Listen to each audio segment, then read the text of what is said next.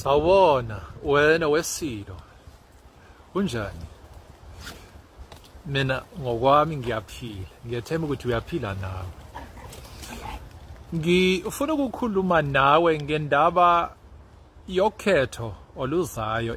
Ngiyakhulunywa kakhulu, bathi ukhetho luzoba khona ku-2024 unyaka wezinkulungwane ezimbili namashumi amabili nane phecelezi 2024 ukhetho luzoba khona.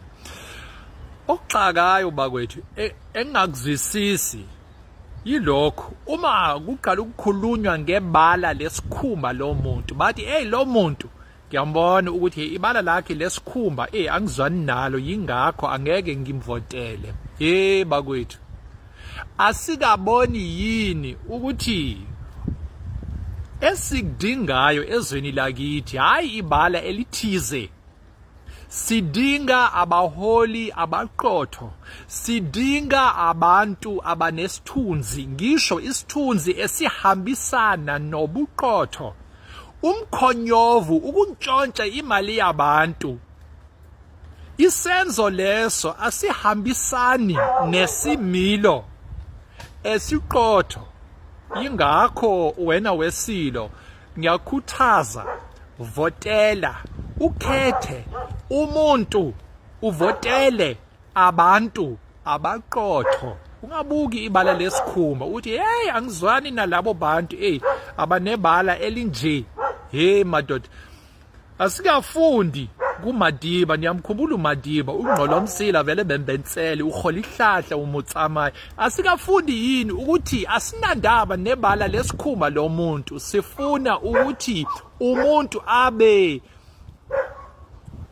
umuntu oqotho, umuntu ongamethemba.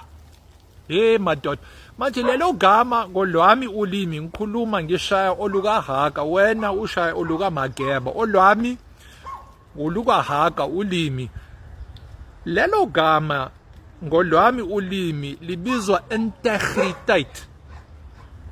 Integriteit, ngiyazwakala?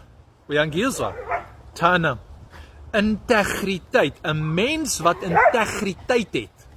Dit is wat ons nodig het in hierdie land. Sidinga abantu abane-integriteit, abantu abanesithunzi, abantu abaqotho ezweni lakithi.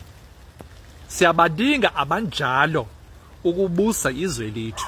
Ngiyathemba ukuthi uyavuma nawe. Vala amehlo akho ukuthi ibala lalo muntu linjani.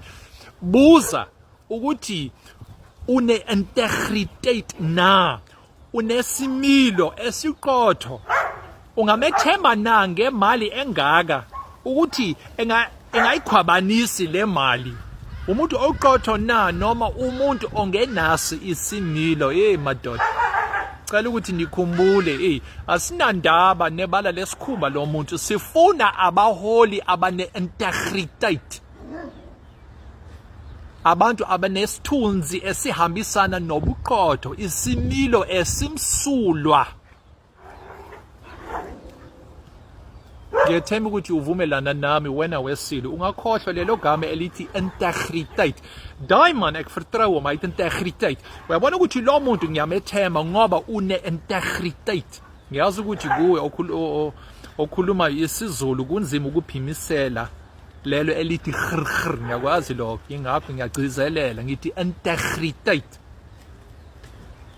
Ngiyabonga wena Wesilo, ngiyathemba ukuthi uzwile. Ngiyabonga kakhulu, ube nosuku oluhle.